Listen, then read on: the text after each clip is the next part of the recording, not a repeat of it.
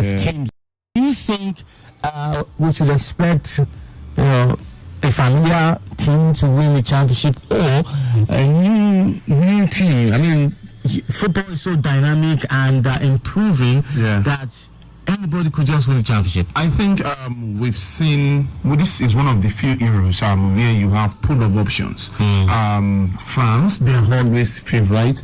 Germany, all of a sudden within the space of 2-3 months, look renaissance. I mean, the introduction of Cruz back into the team, Bayern Leverkusen winning. They need them. Yes, they need them big time. 55 passes in the first half, 100% accurate. Bayern Leverkusen winning the league. Choose some options at them, the likes of Flees, tying defense, and then the Bayern Munich guys sprinkling the quality all around the field as well. You move away from Germany, winning the MVP as well, and then I move away to that, move to the Spanish national team. Couple of young players who look like, very intentional about this shoes and all of that. Although most quite inexperienced as well, but you can't rule them out. Then you have the Portugal, who are also a star-studded team. Cristiano Ronaldo in the attack, and at the same time you have likes of Diego Jota, Bruno Fernandes, Felix, Rafael Leao, so many as well. And then you have some dark horses who can actually be potentials. One of them is actually the Azuris. Azuris are never known to be a pronounced team going into any major tournaments.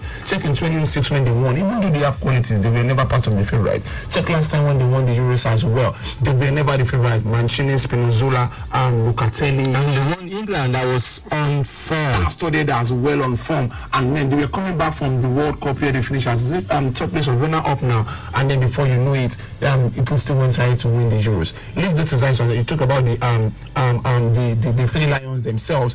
This is the first time the Three Lions are looking so balanced. Defensively speaking, midfield, attacking wise, they are so. And we also have a manager for the first time who is like, I would call the bluff of those that are not playing very well. I will take you to the Euros. Drop the likes of Rashford, the likes of Maguire, and what's the name of this other guy as well, James Maddison as well.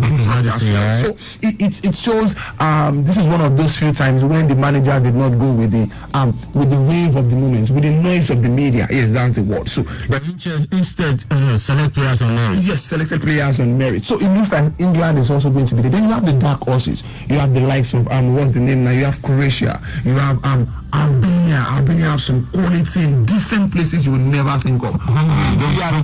Hungary, another team as well. So then you have Turkey, who have always been that team around the big boys. Then you have Denmark as well. Another team you can never rule out. They may not win, but they know how to give the big boys a run for their money. So it's an Euros that is full of options. You want to go for the dark horses, you won't be wrong. You want to go for the big boys, then you are sure of what you are getting. So at the end of the day, just wait till the knockout stages and then see the real football. But for now, we are even beginning to see the real football even from the group stage. All right, well, we have 3 games today. As I mentioned, the first game coming up 2 p.m. That's this afternoon. Hungary and Switzerland. There is Spain, Croatia coming up at 5 p.m. Of course, Italy and Albania coming up at 8 o'clock. These are the 3 matches coming up today or this afternoon. We'll talk more on the games to come after today's game. All right, moving on from there now to traffic updates. All right, so the last report. Let's see what we have here. Okay. National Road Airport bus stop. Okay, just a minor incident there. An upturned Vanagon bus. Backlogging to Ajayi Farm. But of course, traffic is being controlled there. No casualty, of course. And as at the time of the report, it was still ongoing. So we're expecting updates from that area. The number is 009-9120-777. 009-9120-777. You can be part of the show. Call us in and let's hear what you have, especially if you are in that axis, that point of road I just mentioned, that Lagos Abeokuta Expressway, or rather the road. Let's hear what you have. 009 9120777. Let's move on from there now to Nigeria football. The Flamingos have qualified for under 17 FIFA World Cup. It's coming up between October and November this year. And they will be going Colombia. It's happening in Colombia, Bogota. Right, okay. I don't know, I thought it's in the Caribbean. No, it's in the... they'll be joined by 2 other African teams. Yes, I think Senegal should also be part of that team as well. The whole competition will be done today. Not all of the matches have been played. All right, wishing them all the best. Chidi, quality player, scored a brace yesterday, scored a brace in the last qualifying as well in Liberia. Looks like a team that Bankole Lowokere is building, looks so formidable. Let's just hope that we've always been part of the competition. I think the highest we've gone was in the semi-final, quarterfinals. Let's hope this time around we'll be able to take it higher and then provide some quality from our home streams to grow into the national team. Okay, moving from there now to Nigeria Premier Football League. Match day 37, so definitely near the end of the season. Interesting game in the MPFL. Plateau United against Kano Pillars, Ruby Stars against Kwara United, Katsina United against Doma United. Doma United are fighting for their life at this point. Rivers United against Gombe United. Looks like a walkover for Rivers United. Gombe already relegated. Atlanta also have relegated. They play against Niger Tornadoes. That's another interesting game. But you feel that Niger Tornadoes, even away from home, should win this one. Owing to Atlant's current state. The game you should look out for is Sporting Lagos against Enyimba. Sporting Lagos are fighting to stay up. They can't afford to drop any points at the end of the season. Enyimba on the other hand, they want to catch up. They want to catch up with. Can anybody catch up with Rangers now? The 2 points separating them and Remo. Well, yes. I don't think so. But at the same time, the point margin shows realistic. I don't think so because it's 2 games more. If they lose this game, they will go out and their final game. In fact, they are playing this game at home and they are playing a game. If you just get a draw and lose anymore, they are playing this game. They are playing this game at home, and their last game is against Gombe United. They can even win both. So they can win both. So like you said, can anyone really catch up with them? Sporting Lagos must win. So painful. Before came in on a rescue mission. Looks like he is sinking with the ship at this point in time. Bayelsa United against 3SC. 3SC this point around will do anything to get any point from anywhere. Unfortunately, they are playing another team as well that is fighting relegation. 3SC are looking to qualify for the continent, and I think Ogun has done a very good job with that team. Let's move from that and tell you Rangers against Bendenish. It looks like a traditional competitive game. These are the kind of game that should be on TV. The fact that Rangers are playing at home at the Cathedral. Hopefully this time around we have 40,000 fans in a 10,000 capacity stadium. I think they should do enough to win this one. Abia Royals against Akwa United. Abia Royals are in the safe zone. Akwa United are still fighting to escape relegation as well. Even though last time out they won at home.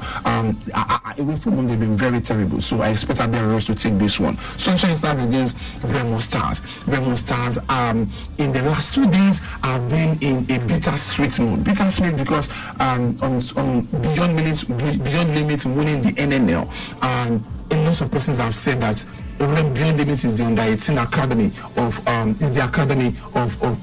Remo Stars. Although the manager, the owner of the club, on a commissioner, has come out to say that it has nothing to do with Bendelish and Remo with Beyond Limits. And then at some point you were claiming it's the under-18 team. So how do you want to separate this? How do you want to do all of that? 2 teams from the same owner cannot play in the MPFL. So maybe that could cause distraction from anywhere else in the world. Anywhere else in the world. So maybe he's trying to detach himself from Beyond Limit at this point. Let's wait and see. So maybe that could cause distraction for Remo Stars. We don't know. But Remo Stars should have their eyes on the goal. They can still win the league, which mathematically speaking. And even if you can't win the league, you can at least qualify for Champions League. So you can't afford to let all of that distraction come your way. Sunshine Stars, they are safe already. They have nothing to pay for. Maybe they can soft pedal a bit for Remo Stars. All right, thank you so much for that comprehensive report, Jimmy. We can move on from there to the NBA Finals. Yes, Dallas Mavericks tried, and of course got the result that they wanted, stopping Boston Celtics from winning their 18th championship title. Was already 3-0, 3-0 before the game 4, but Dallas Mavericks pulled this one and made it 3-1. Maybe, just maybe, Boston Celtics in their next game. is it possible to have what we had, I think in 2018, 2019? Was it 2018, 2019? When USW? yes, when Lakers, it was in 2019, yes, I recall, it was in 2022, something similar happened. Going to Warriors. Okay, I'm trying to recall Celtics. that. No, but it was not 3-1. It was not 3-1. It was the first 3-1, and the only 3-1 was with Lakers and Golden State Warriors. Okay. And it was Lakers coming back from the dead. Lakers were down and out. Then we don't just know where this old man in LeBron James got his energy from. Took the team on his shoulder, and from then on. And then what's the name of the other guy now? I'm trying to recall his name. I can't remember. And later moved to Boston Celtics, and they both became like the invincible in that team. And then took Lakers back up, and all of a sudden, what's the name now? Damon Green decided to be Damon Green, suspended for a game or two, and then they lose that guard in the team, talking about Golden State Warriors, and LeBron found joy because there was no bully around him anymore, so he was just having his day on the court. So maybe we can have that as well this time around. This trade will repeat itself, but not with this. Boston are playing their game 5 at home, so it could just be going straight home at home. Going straight home at home. Yeah, exactly. Anyways, I still run after game 5 come up, of course, and will be played at the home of Boston Celtics. Maybe just what they need in front of their own fans. That's a big question, Darry. Do you feel that the Olympics actually affected some of the expected big boys? Turn up. It's not that the Olympics have started. You know the way some of these things. Look at now, they are still playing the playoff, and the Olympic is in the next couple of weeks, and the big boys are going to the Olympics. I'm talking about the LeBrons, the Currys. They don't win championship first. They don't win this thing time. Maybe they just feel like, and they've not won the Olympics. Let's just go and win. Maybe they always have to brag with the ranks. Let them win it. It's true. Olympics will come and go. At least that one know they get over age. Yeah, that one know they get. Now for other sports, now you forget that they do over age now for Olympics. Nutrition. So what is it? What is there? I mean, they can even go and bring Michael Jordan to play Olympics self. If the guy says anyway, let's with this time that we have just a few seconds, let's quickly talk about transfer. And I know that some Nigerian players are being quoted by some foreign teams, but we'll start with Arsenal. Even Ramsey said, I may be forced to leave Arsenal, maybe because he's been, put down the pecking order. Ramsey, the goalkeeper. Yes. But Raya is on loan. Raya is on loan, so why is it? Maybe it doesn't seem. Maybe at the end of the day, might also be signed permanently, and also the fact that it's not been on the good side of Arteta, as will always make things very difficult. So even if they are not going to sign Raya, it's still not going to be number one. Arteta rather look. At least they are putting for games is played. It's not covered. For Euros now. And a few games as assistant goalkeeper. But a few games he's played for the Arsenal. This is Arsenal now. He's not covered himself in glory. And Arteta love his ball-playing goalkeeper. Unfortunately, Ramsey is not one of them. So let's hope. He's a good goalkeeper. He's a very good goalkeeper. And I think those mistakes we saw were down to no number of games, and then when you called him up, because a goalkeeper has not played quite often, so he tends to make such mistakes. Tends to get bullied most of the time, especially playing against good players. I think another one that I'm looking at is transfers. Yeah, it's still talking transfer. I see now Johnny race for Nigerian striker. Could it be Osimhen? No. It's actually Samuel Omorodion. Omorodion is an Atletico Madrid player playing for Deportivo Alaves on loan. Had good outing, 8 goals. They were looking for him. So they are looking for him. Why? Because they couldn't afford another Nigerian eligible, also who's eligible in Jordan Zeki of Bologna. So and it comes quite cheaper. Speaking of Super Eagles, I just read the news. I just read somewhere in the news that Osimhen Guavon has been let go. He's technical advisor. Yes. As head of technical. He's been there like forever, and I've not seen anything counting the Super Eagles. Speaking, maybe the technical advisor they mean is you just advise them, the coaches, if they like, they take it. But everywhere in the world, if you're a technical advisor, your technical input will be rubber from the national. Just for a few seconds, Jimmy, quickly, I'll wrap up with that. Philly George. Okay. What future do you see? with him and the Super Eagles. I mean, there was one time that we heard that Amokachi turned down the offer to be assistant coach. We don't know the exact reason. The exact reason is that the pay. Yeah, it's basically the pay. Could it be more than that? It could be, but I don't think it has anything to do with Finidi, because he came out to say no, not talking about Finidi. I'm talking about NFF or the way national team management is the administration. Okay, so let's talk about the appointment in NFF and their appointment process. 30 seconds. 30 seconds. First, I don't think that they are wrong about giving an opportunity to a local coach. I suppose. However, I also feel that if you want to select a local coach, you don't go for the list of the list.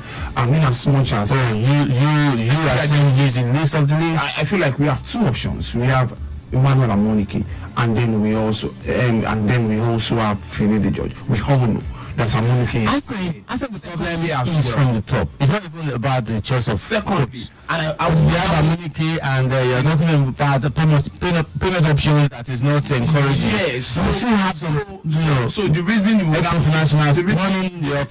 you will now say that, okay, so Finidi will take this money, so let's go for it. So you are not appointing Finidi because it's tactically but because you can take because you can